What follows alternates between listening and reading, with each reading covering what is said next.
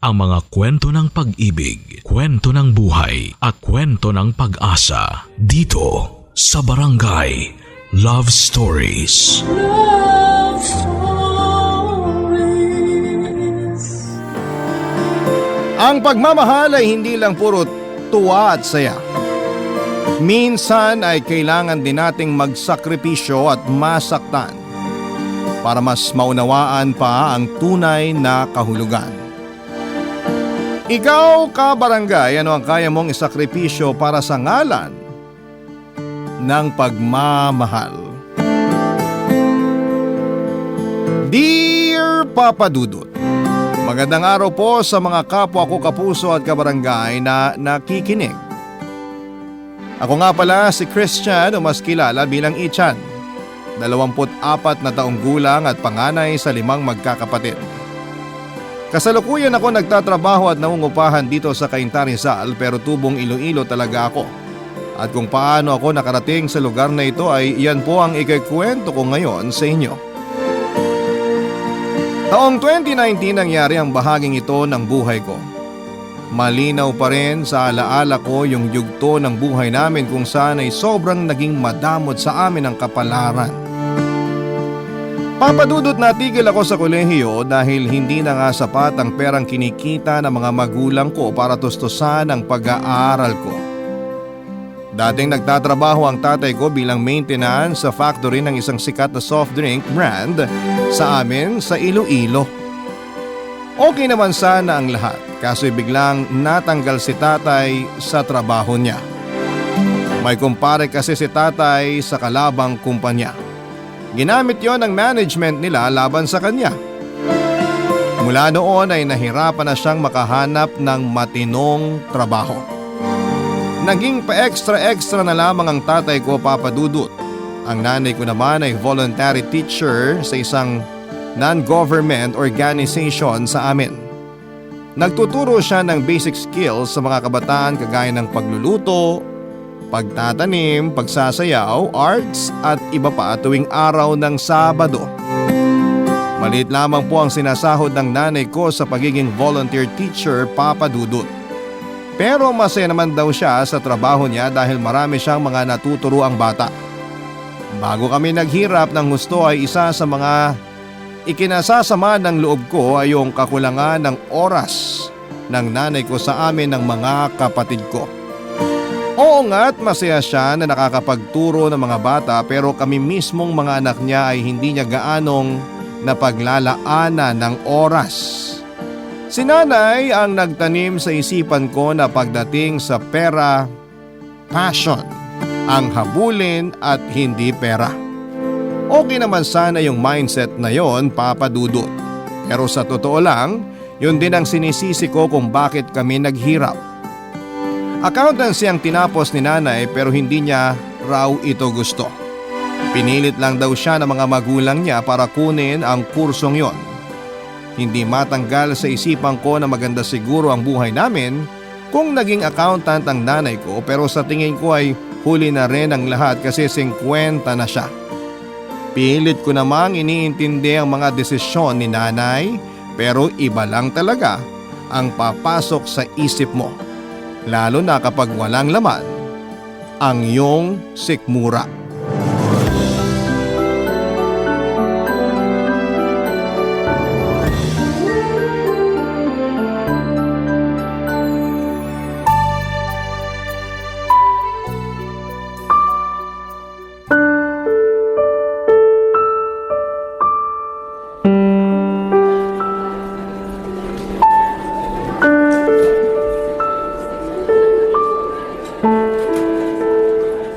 Nay, Ichan! Halika nak, maupo ka muna habang wala pa mga estudyante ko. Tamang-tama, arts ang ituturo ko mamaya. Di ba paborito mong subject yon? dati yun, Nay. Naalala ko, ikaw ang nagtuturo mag-drawing sa mga estudyante ko dati. Sali ka mamaya. Tulungan mo ako sa klase ko, nak. Ayoko. Di naman yung klase mo pinunta ko eh. Kaya kita sinadya dito. Gusto ko lang paalam sa'yo na ubos na yung bigas sa bahay. Baka may pera ka dyan. Anong oras na pero di pa kami kumakain? Ay sandali, meron ditong juice at biskwit pang merienda ng mga estudyante ko mamaya. May sobra naman siguro. Kumuha ka ng tig-isa. Nay, 5 kami sa bahay. Paano namin pagkakasya ng mga kapatid ko yung isang juice at isang biskwit? Pasensya ka na, Ichan, ha? Ito kasing perang hawak ko ngayon. Budget to ng opisina para sa mga estudyante ko. Hindi ko pwedeng galawin o bawasan. Kita mo yan, Nay? Paulit-ulit na lang yung ganitong eksena natin eh. Nagtatrabaho ka pero wala kang maibigay na pera pangkain namin. Pero may budget ka para sa mga estudyante mo. Hindi ko naman budget tong hawak ko. Pera to ng opisina. Sana talaga tinanggap ko na lang yung offer ni Insan na magtrabaho sa Germany. Pinilit-pilit nyo pa kasi ako mag-aral. Di nyo naman pala kayang pangatawanan. Kung hindi sana ako nakinig sa inyo na mag-college pa ako, siguro natutustusan ko na sarili ko ngayon kahit paano. Tapos ayaw mo rin ako mag-working student. Mas gusto mo kasi na gawin akong yaya ng mga kapatid ko habang nagtatrabaho kayo ni tatay. Wala na. Di na tayo makakaalis sa ganitong buhay. Pasensya ka na, Ichan. Makakaahon din tayo. Hayaan mo, makakabawi rin tayo. Pero kailan pa, Nay? Basta magtiwala lang tayo sa itaas. Hindi niya tayo pababayaan. Dinamay mo na naman ng Diyos. Di ka na nahiya. Nasa Diyos ang awa, nasa tao ang gawa. Itong anak ko talaga. Kung pagsabihan ako, parang siya ang nanay at ako ang anak. Sige na, uwi na ako. Nagkakabiroan na dito eh. As usual, mangungutang na naman ako sa katabi nating sari-sari store. Mag-ingat kapag uwi. Ay pero anak, ayaw mo ba talaga akong tulungan dito mamaya? Nung nakaraang Sabado kasi, hinanap ka nila Stella. Hindi ka na raw sumasali sa klase ko. Aasikasuhin ko muna sila bunso sa bahay. Kanina pa nagmamaktol eh. Masakit na raw sikmura nila sa gutom. Balik na lang siguro ako. Salamat, Ichan, ha? Pakisabi na lang sa kanila na mahal ko sila. Babawi talaga ako sa inyo. Ang drama nyo. Sige na, alis na ako. Papa Dudut, gusto kong humingi ng paumanhin sa mga kabarangay natin. May punto kasi ng buhay ko na talagang naging magaspang ang pakikipag-usap ko sa nanay ko.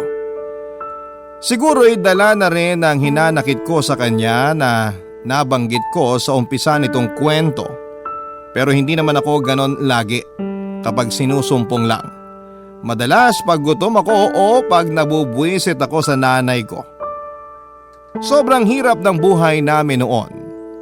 Yung mga pakete ng ketchup na tira sa mga meeting nila nanay ay inuuwi niya para lang may ulamin kami. Naalala ko noon kahit papaano, kaya pa naming mag-family day tuwing linggo. Hanggang sa dumating yung madilim na panahon sa buhay namin ng pamilya ko. Madalas ang ulam namin kundi isang dilata na inutang sa tindahan, mantika na pinagpretuhan ng tawilis na bubudburan ng asin. Masasabi ko na ang dinadanas naming kahirapan ang lalong nagpapatatag sa aming magkakapatid. Naging mas close kami sa isa't isa at kapag may pagkain kahit kaunti lang ay sinisikap namin na pantay na mahatian ng bawat isa. Walang lamangan. Papadudot hindi sa pagyayabang pero masasabi kong may kahusayan ako pagdating sa pagdodrawing. Madalas akong kunin ni nanay para tulungan siyang magturo sa mga estudyante niya. Isa sa mga estudyante ni nanay na tuwang-tuwa kapag nagtuturo akong mag-drawing ay si Stella, 18 years old. Matagal na kaming magkakilala kasi iisa lang ang barangay namin. Isa rin siya sa mga paboritong estudyante ni nanay. Maputi si Stella, mahaba ang buhok, singkit at magaling sumayaw. Kahit maganda siya ay hindi ako nagka-interes sa kanya dati. Nakikita ko lang kasi siya bilang nakababatang kapatid ko. Hanggang sa dumating yung araw na unang beses akong nakaramdam ng kakaiba habang pinapanood ko siyang sumasayaw.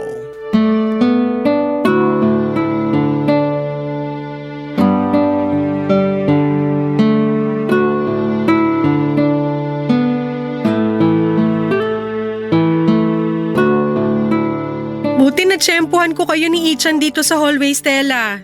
Salamat ha. Eto nga pala bayad namin ng klase ko sa effort mo. Kunin mo na. Medyo maliit lang na halaga to. Pero dadagdagan ko sakaling manalo ang klase ko sa dance contest. Naku ma'am, wag na po. Masaya na po ako pag naituturo ko sa iba yung bagay na hilig kong gawin. Di ba Ichan, ganun din ang nararamdaman mo kapag nagtuturo kang mag-drawing? Ha? Oo. Nakakatuwa talaga pag naituturo mo sa iba yung mga nalalaman mo. Pero Stella, kung ako sa'yo, tatanggapin ko yung bayad. Naku, ayoko. Ikaw talaga puro kakalokohan. Ma'am Tina, anak niyo ba talaga to? Ewan ko ba dyan kay Ichan? O siya, maiwan ko muna kayo dito ha. May aasikasuhin lang ako sa faculty. Sige Nay, uuwi na rin ako maya-maya. Ingat kayo mamaya. Bye po, Ma'am Tina. Stella, ang galing mo palang sumayaw. Pati yung facial expression mo kapag sumasayaw ka, tugma sa indak ng katawan mo. Ganyan talaga kapag halos araw-araw mong ginagawa ang isang bagay. Hindi mo namamalayan, magaling ka na pala sa mata ng iba. Tsaka sa sayaw ko lang din na-express yung sarili ko eh. Teka lang, crush mo ko no? Oh, ikaw? Crush ko? Sira. Saan ang galing yan? Ilang taon na rin kasi kitang kilala. Pero alam mo sa totoo lang, ngayon ka lang hindi naging bata sa paningin ko. Hala, crush nga! Uy, crush ako ni Ichan! Huy, hinaan mo lang boses mo, nakakahiya. Ayoko nga! Bakit ka mahihiya? Tayo lang naman ang nandito sa hallway. Sige kapag di ka tumigil halikan kita. Eh di gawin mo. Akala mo naman matatakot ako sa… Ichan, ano yun? Bakit parang nagulat ka? Akala ko ba hindi ka matatakot? Sinabihan kita pero ayaw mong tumigil eh. Nahalikan ka tuloy. Sus, mangbigla lang naman ang kaya mo eh. Kaya ninakawan mo ako ng halik kasi hindi ka talaga marunong. Hanggang smack ka lang. Ganito kasi ang humalik. Oh, anong feeling ng totoong halik? Uy, Ichan! Natulala ka na dyan. Masarap. Masarap ang alin? Yung halik mo. Masarap kang humalik. May ibig sabihin ba yung halik mo na yon, Stella? Para sa akin meron. Matagal na kitang gusto eh. Pero ikaw, kung paano mo i-interpret yung halik ko, nasa sayo na yon. Stella, may boyfriend ka na ba? Wala. Pwede bang maging tayo? Nahalikan ka lang ng masarap, gusto mo tayo na agad? Bilis naman nun. Naku, pasensya ka na. Hindi naman ako nagmamadali. Ang taas lang siguro ng emosyon ko ngayon. Hindi pa bumabalik sa normal. Grabe kasi yung halik mo eh. Para ako nasa alapaap. Nakaka-addict. Baka naman na-addict ka lang sa halik ko kaya gusto mo na maging tayo. Pa-experience nga ulit. Wow ah! Sa ating dalawa, ikaw yata yung na-addict eh. Halikan mo na lang ako. Dami mo pang sinasabi eh.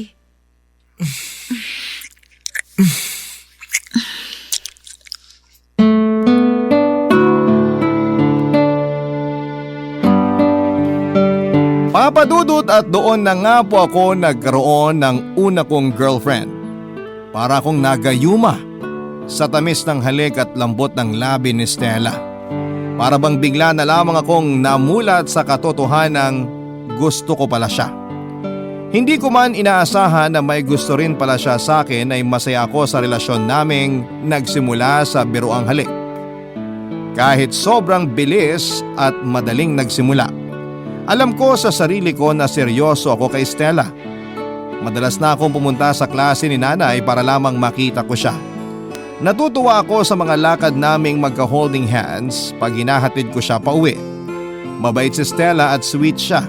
Siya yung tipo ng babae na fishbowl lang, palamig, simpleng lakad pauwi at konting lambingan ay okay na sa kanya basta't magkasama kaming dalawa. Sobrang saya ko sa piling ni Stella, Papadudot. Noon ko lang naramdaman na ganun pala ang feeling kapag may jowa ka at mahal na mahal ninyo ang isa't isa. Yung tipong gusto mo na parati kayong magkasama. Yung kahit lagi kayong nag-uusap ay hindi kayo nagsasawa. Tuwing magkaharap kayo ay para bang kayo lang ang tao sa mundo. Nang simula noon ay inosente lang ang relasyon namin. Hanggang sa umabot na kami sa pag-eeksperimento sa mga bagay-bagay na gusto naming gawin. Si Stella ang first ko sa halos lahat ng bagay. Hindi man ako ang unang boyfriend niya ay naramdaman ko naman noon na ako ang magiging huling lalaki sa buhay niya, Papa Dudut. Barangay Love Stories. Barangay Love Stories. Papa Dudut, tumagal ng halos isang buwan na mga malapit na kaibigan lang namin ang nakakaalam sa nooy tinatago pa naming relasyon ni Stella. Hindi nga nagtagal ay nalaman na ito ng lahat at doon na nagsimula ang unang naging problema naming magjowa. Doon ko lang nalaman na ayaw ni nanay sa relasyon namin ni Stella pero hindi naman niya sinabi kung ano ang kadahilanan. Basta ang sabi niya lang sa akin ay kailangan kong hiwalayan si Stella sa lalong madaling panahon dahil hindi raw siya ang babaeng nararapat para sa akin. Hindi naman talaga maiiwasan na magkaroon ng hadlang sa pakikipagrelasyon. Pero ang masama lang kay nanay ay dinadamay pa niya noon ang mga kapatid ko sa problema niya kay Stella. Hindi ko alam kung ano ang sinabi ni nanay sa mga kapatid ko pero ramdam ko ang pag-iwas nila sa akin na para bang meron akong sakit na nakakahawa. Nakakamiss man ang mga kulitan at mga bonding namin ng mga kapatid ko. Pero isip-isip ko noon ay hindi ko iiwanan si Stella para lamang bumalik yung kulitan naming magkakapatid. Inisip ko na balang araw ay matatanggap din nila ang relasyon namin ni Stella at umaasa rin ako na babalik ang closeness nilang dalawa ni nanay. Pero nawalan ako ng pag-asa noong dumating yung mismong araw ng dance contest. Nanalo ang klase nila nanay at pinatawag sa stage kung sino ang nagturo sa sayaw sa klase. Paakyat na sana si Stella sa stage nang biglang sumigaw si nanay at pinababa siya. Isinigaw ni nanay na huwag siyang aakyat at ayaw niya raw na makasama si Stella sa stage. Nakita ko kung paanong napahiya si Stella sa mga taong naroon. Yung saya at excitement niya noong paakyat na sana siya ay mabilis na napalitan ng kahihiyan. Noong pagkakataong yun ay hindi na ako nakapagtimpi at kinumpronta ko na si nanay, Papa Dudut.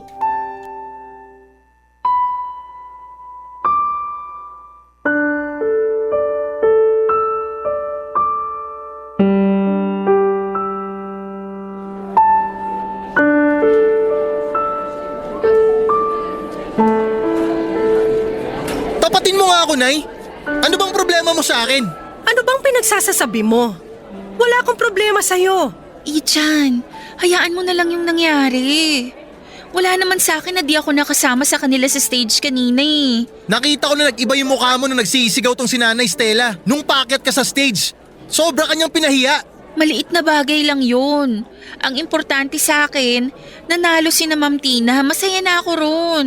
Narinig mo si Stella, Ichan. Walang dahilan para umarte ka ng ganyan.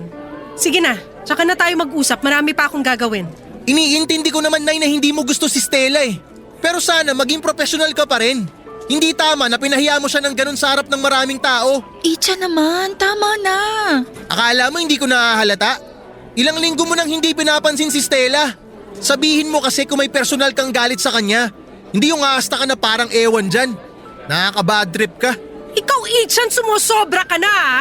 Pinalalampas ko lang pagiging bastos mo tuwing nakikipag-usap ka sa akin. Ikaw umayos ka ha? Matuto kang gumalang! Tinatawag naman kitang nanay ah. Di pa ba paggalang yon? Wala kang respeto! Ikaw ang walang respeto. Yung ginawa mo kay Stella, kawalan ng respeto yon. Tapos gusto mo respetuhin kita? Gusto mo talagang malaman yung dahilan kung bakit hindi ako sang-ayon sa relasyon ninyo nitong babaeng to? Oh, pumasok ka rito! Dito tayo sa loob ng classroom mag-usap para matapos na to! Tara, Stella. Hindi siya kasama! Ikaw lang ang gusto ko makausap! Isasama ko siya. Kailangan marinig ni Stella mga sasabihin mo. Ichan, okay lang. Dito na lang ako sa labas. Hintayin ko kayong matapos mag-usap. Ano? Hindi, sasama ka sa... Hindi na. Para mas makapag-usap kayo ng maayos ni Ma'am Tina. Ano na, Ichan? Marami pa akong gagawin! Ay, sige na nga. Sandali lang ako. Babalikan kita agad dito. Okay. Siguro iniisip mo basta na lang ako nagalit kay Stella nang walang dahilan. Bakit? Hindi pa ba ganun yung nangyayari? Wala ka naman talagang dahilan eh. Meron! May mabigat na dahilan kung bakit tutol ako sa relasyon nyo. Nung una pabor ako kay Stella, hanggang sa nakausap ko mismo ang nanay niya. Ano naman ang kinalaman ng nanay niya rito? Nabanggit sa akin na may boyfriend pa raw si Stella nung maging kayo at doon daw sa bahay nila tumutuloy yung lalaki. Di totoo yung balita na yan. Dagdag pa ng nanay ni Stella na hindi pa naman naghihiwalay yung dalawa kaya hanggang ngayon, nandun pa rin yung lalaki sa bahay nila. May tiwala ako kay Stella. Hindi niya nasabi sa iyo yung tungkol sa ka-live-in niya, no? Basta, alam ko na hindi niya ako lolokohin. Tsaka ano naman ngayon kung meron siyang ka-live-in? Sigurado ako na hiwalay na sila bago pa naging kami. Di ka ba nakikinig? Sinabi nga ng nanay ni Stella na hindi pa hinihiwalayan ng anak niya yung lalaki. Kaya nasa bahay pa rin nila yung ka-live-in. Ang hirap sa'yo na eh. Ang bilis mong maniwala sa sabi-sabi. Pwede ba? Hayaan niyo na lang ako maging masaya. Sinasabi ko sa iyo, Ichan, hindi magiging masaya kung ganong klase ng babae makakatuluyan mo. Si Stella ang pinili ko na maging girlfriend at pangangatawanan ko yun. Matanda na ako. Kaya ko na magdesisyon para sa sarili ko. Huwag niyo akong pakialaman. Pinagsasabihan kita dahil sa ayaw at sa gusto mo bilang nanay mo. May pakialam ako sa'yo. Kaya makinig ka sa akin. Habang maaga pa, hiwalayan mo na si Stella. Marami pang ibang babae dyan na mas karapat-dapat sa'yo, anak. Masaya kaming dalawa, Nay. At kung hindi mo kaya maging masaya para sa amin, wala na akong pakialam. Magalit ka na kung gusto mo. Pero sana, wag mong idamay mga kapatid ko sa galit mo kay Stella. Anong pinagsasasabi mo? O tingin mo hindi ko alam na nagkukwento ka ng kung ano-ano sa kanila para lumayo yung loob nila sa akin. Akala mo hindi ko napapansin yon? Mali ang napapansin mo. Wala akong ginagawang ganon. Ewan ko sa'yo, Nay. Manahimik ka na nga. Ang mabuti pa, mamili ka ngayon. Hihiwalayan mo si Stella o kakalimutan mo na nanay mo ko? Sige, Nay. Mukhang tama kayo. Mas magiging maganda nga siguro kung kakalimutan ko na ikaw ang nanay ko. Hindi ko inaasahang aabot sa ganon si nanay na papipiliin ako sa pagitan nilang dalawa ni Stella. Aaminin kong hindi ko napaghandaan na magiging ganon siya kadesperado para paghiwalayin kami ng girlfriend ko, Papa Dudut. Pagkatapos ng mainit na bangayan namin na yon ni nanay ay umuwi muna kami ni Stella sa kanya-kanya naming bahay. Hindi ko na muna siya kinumpronta tungkol sa mga sinabi ni nanay. Pakiramdam ko ay hindi yon ang tamang pagkakataon para pag-usapan namin yon. Isa pa ay galit na galit ako noon kay nanay dahil sa mga paratang niya. Umiral na naman ang pagiging balasubas kong sumagot-sagot sa nanay ko. Hindi ko kasi napigilan ang galit ko. Pag-uwi ko sa bahay ay nag-impake kaagad ako at kapansin-pansin na hindi ako kinikibo ng mga kapatid ko. Kahit nakikita na nilang maglalayas na ako. Nakumbinsi ko naman yung uncle kong matandang binata sa father's side na doon na muna ako sa bahay niya tumuloy pansamantala. Ang nakakatuwa pa habang nakapisan ako sa kanya ay binigyan niya ako ng offer. Inaabutan niya ako ng pera kapalit ng mga pagtulong ko sa mga gawaing bahay. Magaan lang halos ang mga ginagawa ko noon sa bahay ni uncle. Hindi ako nahirapan sa paglilinis. Nagkataon naman na 5 minutong lakaran lang ang layo ng bahay ni uncle sa bahay ni Stella. Kaya kinagabihan noong mismong araw ng paglipat ko sa bahay ni uncle ay nagpunta ako kay Stella para kausapin siya, Papa Dudut.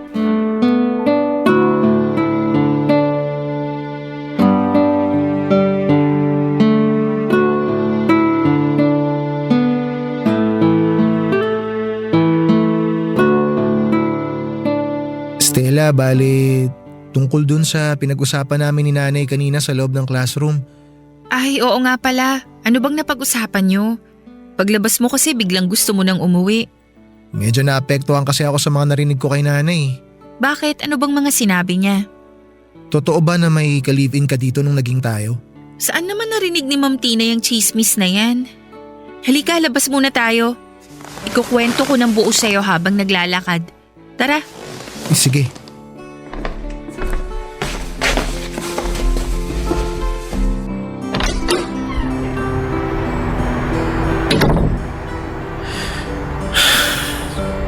Kung kailan ka komportable magkwento, ready ako makinig. Okay. para matuldo ka na tong issue na to. Sasabihin ko sa'yo yung totoo. Yung sinabi ni Ma'am Tina sa'yo na may lalaki akong kasama sa bahay? Oo, meron nga. Di may boyfriend ka nga nung naging tayo? Teka, hindi pa ako tapos. May lalaki nga sa bahay pero hindi ko naman siya boyfriend. Wala kaming relasyon. Pinipilit lang ni Mama na maging kami kasi mapera yung lalaki. Ah, okay. Pero sabi ni nanay, sabi raw sa kanya ng mama mo magka-live-in daw kayo nung lalaki. Nababagalan kasi si Mama sa mga nangyayari. Kasi nga, hindi ko gusto yung lalaki kaya nabaliwala yung panliligaw niya sa akin. Doon naisip ni Mama na pagtabihin kami sa kwarto. Ang gusto ni Mama, mabuntis ako nung lalaki. Asang-asa talaga siya. Ha? Grabe naman yung mama mo. Hindi ko alam na ganyan pala sa'yo si tita. Hayaan mo na, matagal na yon. Ang importante, yung tayo ngayon. Nakakalungkot.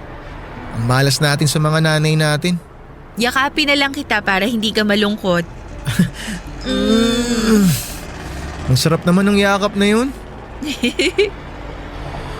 Ay, pasensya ka na sa nanay ko ah. Ano ka ba? Walang kasalanan si Ma'am Tina. Pinoprotektahan ka lang ng nanay mo. Sa totoo lang, si Mama talagang may kagagawa nito. Nung nalaman niya kasing tayo na, kulang na lang magliyab siya sa galit. Gusto niya talaga tayong sirain. Mas gusto niya yung pangit na yun. Kasi nga mapera. Hayaan mo. Patunayan na lang natin sa kanila na hindi tayo nagkamaling piliin ng isa't isa. Tama. Ay, nga pala. Sabi ni Mama, nakausap niya raw si Ma'am Tina. Naglayas ka raw sa inyo? Ah, oo eh. Nung nag-usap kasi kami sa classroom, pinapili ako ni nanay. Hiwalayan daw kita o kalimutan ko na lang na nanay ko siya. Para wala nang gulo, lumayas na lang ako. Doon ako nakituloy sa uncle ko. Naalala mo yung naikwento ko sa'yo na matandang binata? Oo, naalala ko siya. At least hindi na siya mag-isa kasi nandun ka na. Oo nga, kahit paano may makakasama na siya pansamantala. Tinanong niya nga ako kung gusto ko magtrabaho sa pinapasukan niya eh. Naghahanap daw kasi sila ng mabilis mag-type sa computer para mag-encode ng documents nila. Pag nagkatrabaho ka ba, mawawalan ka na ng oras sa akin? Naku hindi, lagi pa rin ako magre-report sa'yo. Lagi rin tayo magde-date tuwing day off ko. Pwede rin naman napuntahan kita pagkatapos ng trabaho. Bahala na. Uy, huwag ka nang magtampo. Sige, hindi ko na lang tatanggapin yung offer ni Uncle para lagi tayong magkasama. Talaga? Promise? Promise. Salamat ah. Medyo nagiging dependent na kasi ako sa'yo eh. Parang mababaliw ako kapag wala ka. Ako rin eh, dependent na ako sa'yo. Sana lahat mababaliw pag nawala ako, no? Si nanay kasi kaya mawala ako eh. Si Mama kasi eh. Pinag-initan tuloy ako ni Ma'am Tina. Dati sobrang paborito ako ng nanay mo. Umabot pa nga sa puntong gusto niya akong ampunin nung nagka-problema parents ko. Naalala ko yun. Pero hindi ako pumayag kasi ayoko magkaroon ng stepsister. Sus, stepsister ka dyan. Ang sabihin mo, crush mo ako dati pa. Kaya ayaw mong maging magkapatid tayo. Lo, hindi ah. Promise, kapatid lang talaga turing ko sa'yo dati. Sana kasi hindi mo ko tinitigan ng malagkit habang nagsasayaw ka nun. Para sana di nahulog loob ko sa'yo ng husto. Gusto mo ba? Sayawan kita habang nakatingin ako sa'yo? Uy! Teka Stella! Nasa kalsada tayo! Bakit mo hinahawakan yung ano ko? Relax ka lang. Masyado ka namang kabado. Madilim na oh. Saka wala rin naman tayong kasabay maglakad dito. Sandali. Gusto mo ba ng thrill ngayong gabi? Hindi pa ba thrill tong ginagawa mo sa akin? Parang gusto nang tumalon palabas ng puso ko sa lakas ng pagtibok eh. Pero game ako kahit ano pa yan. Basta kasama kita. Gusto ko, dun sa bahay ng uncle mo. Huwag lang tayong maingay.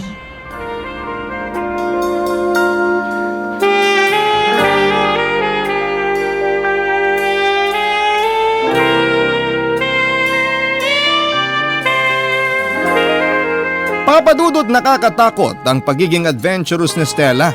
Pero aaminin ko na gusto ko rin ang ganong klase ng experience. Yung pinaghalong sarap at kaba dahil sa risk na baka mahuli kami. Lahat ng bagay na maisipan ni Stella na gawin ay sasabayan ko basta kasama siya. Noong gabing yon ay may nangyari sa amin.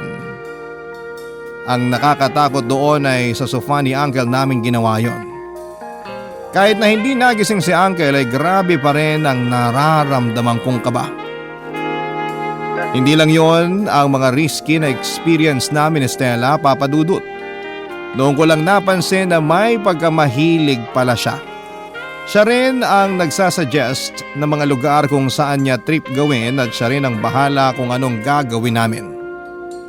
Kung iisipin nga ay sobrang bilis ng takbo ng mga pangyayari sa pagitan naming dalawa. Ang bilis nung nahalikan ko siya, ang bilis din noong unang beses na may nangyari sa aming dalawa, pero kahit mabilis na nagsimula ang love story namin ay umaasa ako noon na hindi magiging mabilis ang pagtatapos nito. Papa Dudut, habang nakikituloy ako kay Uncle ay wala akong naging balita sa mga kaganapan sa bahay namin. Hindi ko alam kung kumusta na nga ba ang pamilya ko. Hindi ko alam kung maayos ba sila at nakakakain ba sila ng tamang oras. Hindi ko rin masabi kung nami-miss ba nila ako gaya ng pagka-miss ko sa kanila. Gustong gusto ko silang i-chat pero pride ko nang pumipigil sa akin na gawin ang mga bagay na yon. Dahil ayaw kong maghiwalay kami ni Stella. Barangay Love Stories. Barangay Love Stories. Ilang linggo na akong nakikituloy noon sa bahay ni Uncle na matandang binata, Papa Dudut. Ni hindi ito nagtanong ng rason kung bakit ako naroon. Akala ko tuloy ay tuloy-tuloy na gano'n na yon. Pero isang araw ay naintriga na siguro siya ng husto. Kaya hindi na niya napigilang tanungin ako. Tawang-tawa ang uncle ko matapos kong sabihin sa kanya lahat ng mga nangyayari at sagutin lahat ng mga tanong niya sa akin. Ang sabi ni Uncle ay wala raw siyang maipapayo para masolusyonan ang mga pinagdadaanan ko ng panahon na yon. Lalo na pagdating sa mga naikwento ko sa kanya tungkol kay Stella. Hindi raw kasi siya nakaranas na mahalin ng isang babae. Isa lang daw ang alam niya at yon ay ang sinasabing a mother knows best. Sigurado raw siya na alam ni nanay ang ginagawa nito. At meron itong magandang rason para maging ganon ang tingin niya sa relasyon namin ni Stella. Maganda ang kwentuhan namin ni Uncle noong mga oras na yon. Ang mas nagpaganda pa sa araw na yon ay binigyan ako ni Uncle ng pera na pang-allowance. Pasasalamat niya raw sa pagbabantay ko sa bahay tuwing wala siya. Ang hindi niya alam ay tuwing may pagkakataon ako ay ginagawa naming pwestuhan ni Stella yung bahay niya. Hindi ko iniintindi lahat ng mga sinasabi sa akin ni Uncle tungkol sa pagmamahal sa akin ng nanay ko. Sayang lang ang oras ko kung sakali. Sigurado kasi ako na ayaw lang talaga ni nanay na maging masaya ako kay Stella. Masaya akong nakikituloy sa bahay ng uncle ko at libre na lahat, may allowance pa ako. Yung mga sitwasyong umaayon kung paano ko pinaplano. Wala na akong mahihiling pa ng mga panahon na yon. Hindi ko naman akalain na totoo pala yung sabi-sabi, Papa Dudut, na kapag masyado ka raw masaya, hintayin mo lang, hindi magtatagal ay malulungkot ka na.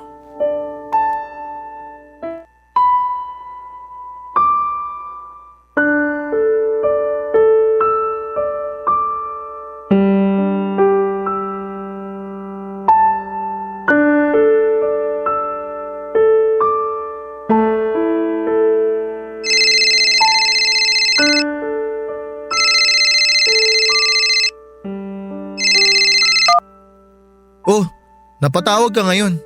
Anak mo na ba ako ulit? Ichan, anak, pasensya ka na sa mga nasabi ko nung nakaraan. Nagpadala lang ako sa emosyon ko nung huling beses na nagkausap tayo. Pero anak, sana ngayon, pakinggan mo na ako. Nay, kung tungkol pa rin yan sa amin ni Stella na keso kailangan namin maghiwalay, huwag nyo nang sayangin ang oras ko. Hindi ko ihiwalayan si Stella. Tapos. Kung dahil doon di mo na ako kakausapin, di wag na tayo mag-usap. Sa totoo lang mas gusto ko pa nga yun eh. Bakit ka pa kasi tumawag? Maayos na buhay ko dito kay Uncle.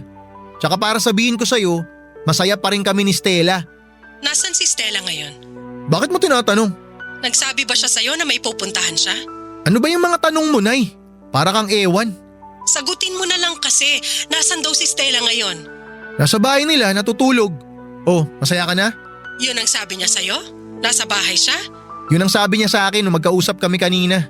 Ichan, ayaw kitang masaktan pero para to sa kapakanan mo. Ano ba tong trip mo, Nay?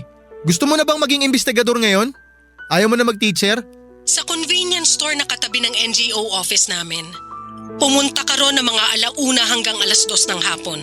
Ilang beses nang natsyempohan si Stella ron. Oo ngayon? Ano naman kung nandun siya? Baka nagkataong may binibili lang. Baka sakaling pag nakita mo rin siya ron, maintindihan mo na yung sinasabi ko. Eto baka sakaling maintindihan mo, Nay. Hindi ako pupunta ron sa convenience store na sinasabi mo. Katotohanan na magpapalaya sa'yo, Nak.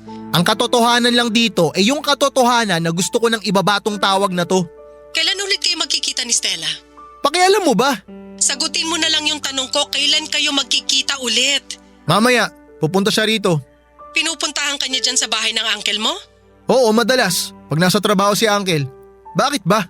May ipapadala ko ngayon sa messenger mo, Ano naman niya ipapadala mo? Mga picture ni Stella. Wow, may papik pa.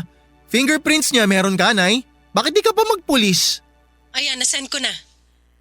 Ichan, kung ano man ang kalabasan na mangyayari mamaya sa pagkikita niyo ni Stella, dumiretso ka dito sa bahay, ha? Palagi kang welcome dito.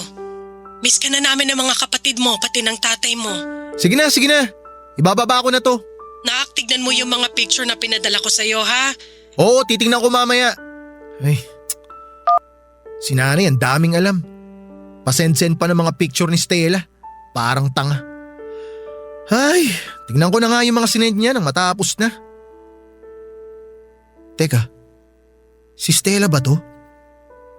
Oh, ito nga yung convenience store sa tabi ng office nila nanay. Pero sino tong lalaki na kasama ni Stella? Magka-holding hands pa sila ha? Ichan? Ichan, nandito na ako.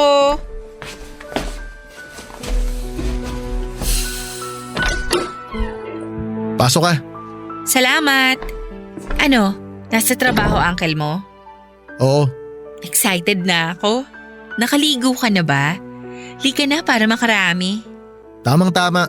Marami rin akong gustong itanong sa'yo ngayon. Ha? Anong ibig mong sabihin? Eto, tingnan mo. Ano yan? Tingnan mo ng maigi. Imposibleng di mo mamukaan yan. Patingin nga. Oh, tingnan mo lang. Huwag mo hawakan phone ko. Mamaya bigla mong ibato eh. Ano Stella? Ang saya mo dyan habang magka-holding hands kayo. Kanino galing yung mga picture na yan? Kay nanay. Fairness sa nanay mo Malinaw kumuha ng pictures, di pasmado. Huwag ka na maraming sinasabi. Ngayon sagutin mo tanong ko. Sino tong lalaking to? Si Han, Anong Han? Sino tong lalaking to? boyfriend ko. Niloloko mo ba ako? Ayoko sanang malaman mo. Pero nandito na tayo Pero ako boyfriend mo ah. Din. Boyfriend din. Pinagsabay mo kami? Oo. Natuwa kasi ako sa'yo. Open naman kami ni Han sa mga kaharutan kaya alam niya ang tungkol sa atin. Ano? Hindi ko maintindihan. Open ang relationship namin. Kaya sa mga pagkakataong bored kami sa isa't isa, nag-e-entertain kami ng jojowaing iba. Anong kalokohan yan? Icha, naaminin ko sa'yo. Hindi kita sineseryoso at lalong hindi kita minahal. Gusto ko lang yung mga ginagawa natin kasi may thrill. Pumapayag ka sa lahat ng mga gusto ko. Pero hanggang dun lang yon. Kasi kahit na anong gawin mo, hinding-hindi ko siya iiwan para sa'yo. Papadudod pagkatapos sabihin ni Stella sa akin yung mga sinabi niya. Pinilit kong hindi indahin hanggang makaalis siya. Pinakita ko sa kanya na kahit medyo naguluhan ako noong una ay naiintindihan ko naman yung punot dulo. Ginusto lamang niya ng pampalipas oras at nagkataong ako yung napili niya na gawing intermission number niya. Pagkalis ni Stella sa bahay ni Uncle ay napansin ko na hindi ako mapalagay. Posible siguro kasi dahil hindi ko alam kung paano ko ba ilalabas yung halo-halong emosyon na nararamdaman ko ng mga oras na yon. Balisang-balisa ako at hindi ako mapakali. Gusto kong umupo at gusto ko ring humiga at iniisip kong tumakbo ng sobrang bilis hanggang sa mag-collapse ako. Iniisip kong umakyat sa bubong tapos ay tatalon ako na ang una ay ulo. Gusto ko na magpasagasa basta ang dami kong naiisip. Pero wala naman akong ginawa sa mga naiisip ko na yon. Hindi rin ako maiyak. Siguro'y sobrang pinigil ko yung mga luha ko na tumulo noong kaharap ko pa si Stella. Kaya nung mismong oras na gusto ko nang bumuhos ay ayaw nang tumulo na mga luha ko. Sa kalagitnaan ng pagiging balisa ay naalala ko yung sinabi ni nanay noong tawagan niya ako sa telepono. Ang sabi niya kung anuman ang mangyari sa pag-uusap namin ni Stella ay umuwi ako sa bahay namin. Yun nga ang ginawa ko, Papa Dudut. Sinunod ko ang payo ng nanay ko na umuwi. Pagka-uwi ko sa bahay ay dumiretso kagad ako sa kwarto naming magkakapatid. Medyo nagtaka pa nga ako kasi nga ang akala ko ay wala nang pakisakin ang mga kapatid ko pero meron pa pala. Noong makita nila ang kalagayan ko ay kusa na silang lumabas ng kwarto para mapag-isa ko at magkaroon ng privacy. Hindi ko alam kung ilang oras akong umiyak noon. Ibinuhos ko ang lahat ng galit at sama ng loob ko sa pag-iyak hanggang sa makatulog na ako. Nagising ako dahil sa katok at tawag ni nanay sa pintuan, Papa Dudut.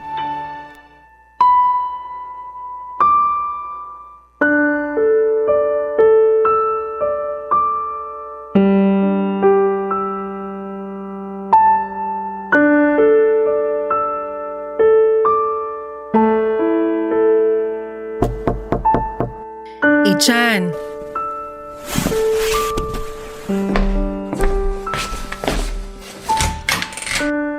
O, kain na. Mamaya na ako, Nay. Ay naku, alam ko na yan ang isasagot mo kaya dinalhan na kita ng pagkain. Dito mo na kainin para hindi ka na lumabas ng kwarto. Maupo ka na dito sa kama. O, ilalapag ko na dito ang pagkain mo, ha? Nay, sorry. Sorry sa mga nasabi ko sa iyo. Sorry kasi iniwan ko mga kapatid ko rito sa bahay. Sorry na tinalikuran ko yung mga responsibilidad ko bilang panganay. Tinalikuran ko lahat yun dahil lang sa isang babae.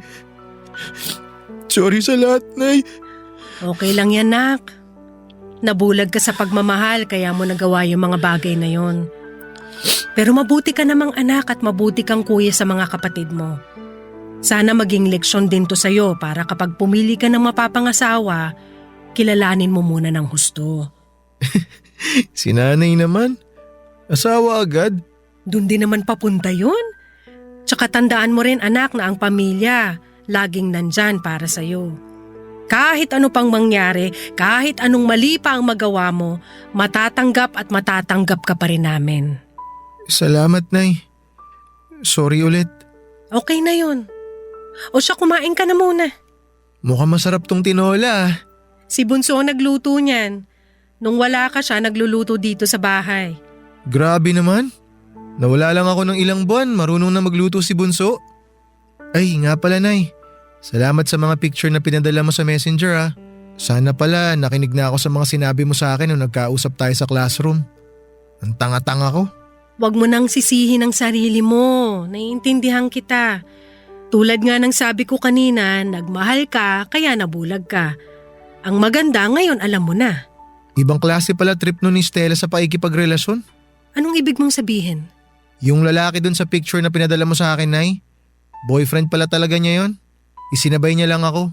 Kasi raw natuwa siya sa akin. Ibang klase nga, no? Eto pa, Nay. Alam nung lalaki na boyfriend din ako ni Stella. Ha? Anong kalokohan yan? Open relationship daw yung meron sila eh. Kaya pwede sila magkaroon ng jowa na iba habang sila pa. Ano na bang nangyayari sa mga kabataan ngayon? Di ba nga nabanggit ko sa iyo yung sinabi ng nanay niya sa akin na may ka-live-in pa si Stella na nakatira sa kanila nung naging kayo? Tinanong ko rin siya tungkol dyan, Nay. Siyempre nag-deny. Pinalabas pa niya na yung mama niya ang kontrabida sa love story namin. Siya naman pala talaga yung Makati. Nabanggit nga rin sa akin ng mama niya na hindi raw talaga tumatagal si Stella sa isang lalaki. Akala nga raw ng mama niya, makakatuluyan na ni Stella yung ka-live-in niya. Pero ang pinakamagandang nangyari dito, nakaahon ka bago ka patuluyang lumubog ng husto sa maling relasyon na meron kayo. Oo nga, Nay. Sana talaga nilawakan ko pa yung pag-unawa ko. Sana talaga inintindi kita. Sorry, Nay ah. Kung nakinig lang agad ako sa'yo, hindi sana aabot sa ganito. Huwag mo nang isipin yun. Pasensya na, Nay ah. Imbis na pakinggan kita, pinag-isipan pa kita na masama. Tama na nga yung kahihingi mo ng pasensya, okay na yun. Nahihiya kasi talaga ako sa mga nagawa ko sa inyo ni tatay. Sabi ko nga sa'yo, huwag mo nang isipin yun. Hindi rin galit ang tatay mo sa'yo. Ang pinaka-importante ngayon, nandito ka na ulit. Umuwi ka na. Yung pamilya natin, buo na. Papadudod kinabukasan ay nagkita pa kami ni Stella sa huling pagkakataon. At doon na namin opisyal na tinapos ang lahat, pero bago nangyari yon ay pinagbigyan pa niya ako sa aking kahilingan. Ito ay ang makita ko siyang magtanghal na kasama ako. Hindi ganoong kadali ang pag-move on ko kay Stella, pero naging supportive ang pamilya ko. Ginabayan din akong maigi ng mga magulang ko at naging klaro na sa akin ang lahat ng mga nangyari. May mga basihan pala si nanay kaya gano'n na lamang yung gaano niya kaigting na paghiwalayin kaming dalawa ni Stella. Yung mga kapatid ko naman na kaya pala umabot sa punto na parang wala silang pakialam sa akin ay nagselos pala sila ng malalim. Kasi raw, yung oras na dapat ay ibinibigay ko sa kanila ay ibinubuhos ko lamang lahat kay Stella. Pagkatapos naming magkaayos ni nanay ay sinikap kong bumawi sa mga kapatid ko. Lahat ng mga napalagpas naming pagkakataon ay sinikap naming mabawi lahat ng yon. Nang mga panahon na yon ay doon ako kay Uncle tumutuloy at may mga magagandang nangyari daw sa bahay namin. Na-promote si nanay bilang project director sa NGO na pinagtatrabahuhan niya. Habang si tatay naman mula maintenance ay ginawa siyang taga-operate ng makina sa factory. Gumaan ang trabaho ni tatay at mas tumaas pa ang sahod kumpara sa dati. Nag-apply ako bilang encoder sa kumpanya na pinapasukan ng uncle ko. Noong matanggap ako ay inoferan ako ng management na ilipat sa bagong branch nila sa Cainta. Tinanggap ko kaagad, papadudot. Bukod kasi sa mas mataas ang sahod ay pagkakataong ko na rin yun na malayo kay Stella para makapag-move on na ng tama. 4 na taon na ang nakalipas. Ramdam ko na hindi pa rin ako handang pumasok muli sa isang relasyon. Kung magiging handa man ako ay sisiguraduhin kong hindi siya kagaya ni Stella. Pero sa ngayon ay work muna ang priority. Saka na yung mga relasyon at mag-iipon din muna ako para may pantulong ako sa pamilya. Maraming salamat po sa pagbabahagi ng kwento ko at nakagagaan po ng loob na may programa tulad ng Barangay Love Stories na handang pakinggan ang kwento ng mga kabarangay na tulad ko po. Ako po ay palagi naghihintay ng mga bagong upload ninyo sa Spotify. Madalas din ay binabalikan ko ang mga kwento ninyo online. Maraming salamat po sa inyo, Papa Dudut. At pagpalain po kayo, Papa Dudut, at lahat ng bumubuo ng Barangay Love Stories sa Barangay LS 97.1 Forever. Ako po ang inyong forever na kapuso at kabarangay at lagi nakasubaybay sa inyong programa, Ichan. Nagustuhan ng iyong napakinggan? Ituloy yan via live stream sa www.gmanetwork.com/radio. Barangay LS 97.1 Forever!